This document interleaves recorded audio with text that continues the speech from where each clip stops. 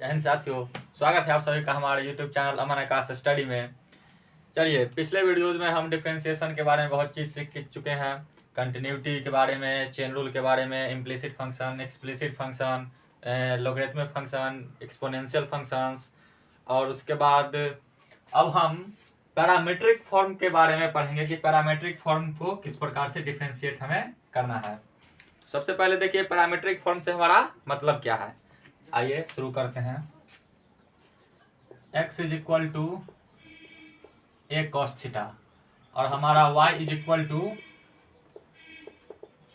ए sine theta दिया हो और हमें dy अपॉन dx फाइंड करना हो, तो यहां पर हमारा x और y थीटा के टर्म में है। किसी दूसरे पैरामीटर को यूज करके हम x और y को यहाँ डिफाइन कर रहे हैं। अभी तक क्या कर रहे थे हम, y is equal to cos x ले रहे थे, या फिर इम्प्लिसिट फंक्शन में हम देख चुके थे कि वहां x और y के टर्म में बहुत सारा घटपची इक्वेशन टाइप में रहता था। तो अब यहाँ हमारा x और y किसके टर्म में है, थीटा के टर्म में है। तो हमारा थीटा क्या हो गया, पैरामीटर है। ठीक, तो जब भी कोई डिफरेंशिएशन हमें निकालना हो किसी पैरामीटर के फॉर्म में हो, किसी पैरामीट्रिक फॉर्म का, तो हम क्या करेंगे, सबसे पहले हमें निकालना क्या है, dy अपॉन dx। सबसे पहले देखिए हमारा y क्या है, a साइन थीटा। तो सबसे पहले हम इस y को डिफरेंशिएट करेंगे थीटा के रेस्पेक्ट में, थीटा के सापेक्ष हम y को डिफरेंशिएट करेंगे। क्या होगा हमारा a साइन थीटा का, a कांस्टेंट है, साइन थीटा का कॉस थीटा। अब हम क्या करेंगे कि ये जो हमारा x है इसको हम थीटा के रेस्पेक्ट में डिफरेंशिएट करेंगे।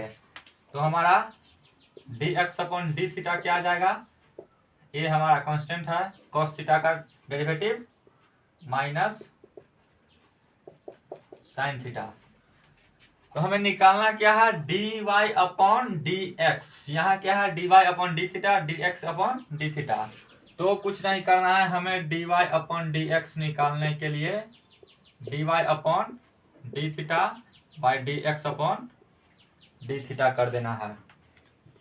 इस प्रकार से हमारा dy अपॉन डी थीटा क्या है, a cos थीटा, और dx अपॉन डी थीटा क्या है, माइनस a साइन थीटा।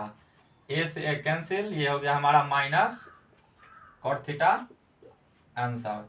तो इस प्रकार से हम किसी भी पैरामीट्रिक फॉर्म में इक्वेशन हो तो उसे हम क्या कर सकते हैं, डिफरेंशिएट कर सकते हैं।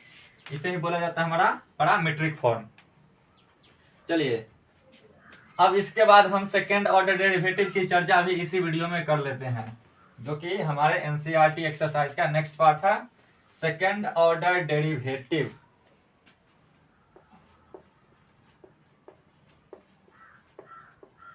सेकेंड ऑर्डर डेरिवेटिव, अब ये क्या है, मान लीजिए हमारा y is equal to x to the power 3 है। ठीक, तो हम इसे डिफरेंशिएट करेंगे तो हमारा 3x स्क्वायर हो गया dy अपॉन dx। अब ये जो हमारा फंक्शन आया 3x स्क्वायर, y को डिफरेंशिएट करने के बाद यदि ये फंक्शन डिफरेंशिएबल हो, मतलब इसका अवकलन किया जा सकता है, इसके डेरिवेटिव का यदि एक अस्तित्व हो, तब हम यदि इस फंक्शन को फिर से डिफरेंशिएट करें, किसको, 3x स्क्वायर को, जो कि हमारे y को डिफरेंशिएट करने के बाद हमें प्राप्त हुआ है, तो इसे हम लिखेंगे इस प्रकार से। अब इसको हम डिफरेंशिएट कर देंगे, क्या हो जाएगा, 6x। तो ये जो हमारा होता है इसे हम बोलते हैं सेकेंड ऑर्डर डेरिवेटिव, मतलब द्वितीय कोटि का अवकलज। तो सबसे पहले क्या करेंगे, जो हमारा फंक्शन दिया गया हो हम उसे डिफरेंशिएट करेंगे, और फिर उसे डिफरेंशिएट करने के बाद यदि ये फंक्शन फिर से डिफरेंशिएबल है तो उसे डिफरेंशिएट फिर से करेंगे, तब जो हमें प्राप्त होगा वो क्या होगा, सेकेंड ऑर्डर डेरिवेटिव। अब यदि इसको हम आगे भी डेरिवेट कर दें, यदि ये डेरिवेटेबल है और इसे हम आगे भी डेरिवेट कर दे तो क्या हमारा निकल के आएगा 6। तो ये हो जाएगा हमारा थर्ड ऑर्डर डेरिवेटिव। इसी प्रकार से यदि और आगे हो सकता है संभव तो हम आगे भी कर सकते हैं nth ऑर्डर डेरिवेटिव तक। इस प्रकार से हम nth ऑर्डर तक का डेरिवेटिव निकाल सकते हैं किसी दिए गए फंक्शन का, कोई दिक्कत नहीं है।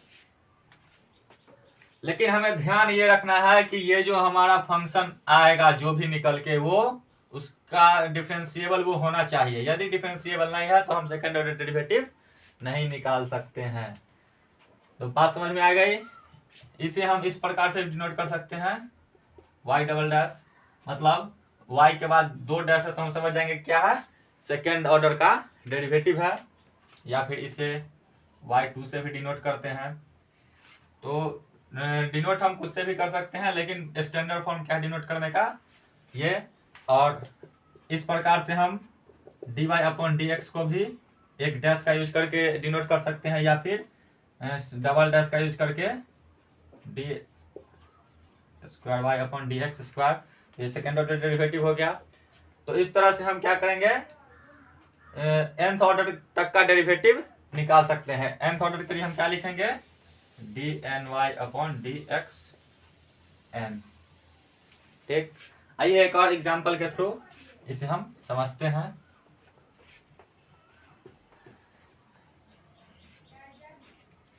मान लीजिए हमारा क्वेश्चन है y is equal to sine x into cos x, और हमें निकालना क्या है, सेकेंड ऑर्डर डेरिवेटिव निकालना है। तो सबसे पहले हम इसे डिफरेंशिएट करेंगे, क्या लगाएंगे, Leibniz product rule, sine X का derivative minus cos X into second function cos X, फिर प्लस साइन एक्स का डेरिवेटिव कॉस एक्स, फिर प्लस कॉस एक्स का derivative minus sine x into first function sine X. क्या हो गया हमारा, cos square X minus sine square X, यानी कि कॉस 2x हो गया हमारा। ये हो गया क्या, dy अपॉन dx। अब इसको हम फिर से डिफरेंशिएट करेंगे सेकेंड ऑर्डर डेरिवेटिव निकालने के लिए। क्या हो जाएगा, d square Y upon D x square निकालने के लिए। तो cos 2x का डेरिवेटिव, पहले तो 2x को डेरिवेट करेंगे चेन रूल से, 2x का डेरिवेटिव 2। अब फिर ये जो cos फंक्शन का डेरिवेटिव हमारा क्या होता है, माइनस साइन, यहाँ क्या है 2x, क्या हो गया हमारा -2 sin 2x। ये हमारा क्या हो गया, सेकेंड ऑर्डर डेरिवेटिव किस फंक्शन का, y is equal to sine x into cos x का। तो इस तरह से हम आगे भी कर सकते हैं। चलिए अब नेक्स्ट वीडियो में हम रॉलेस थ्योरम और मीन वैल्यू थ्योरम के बारे में देखेंगे।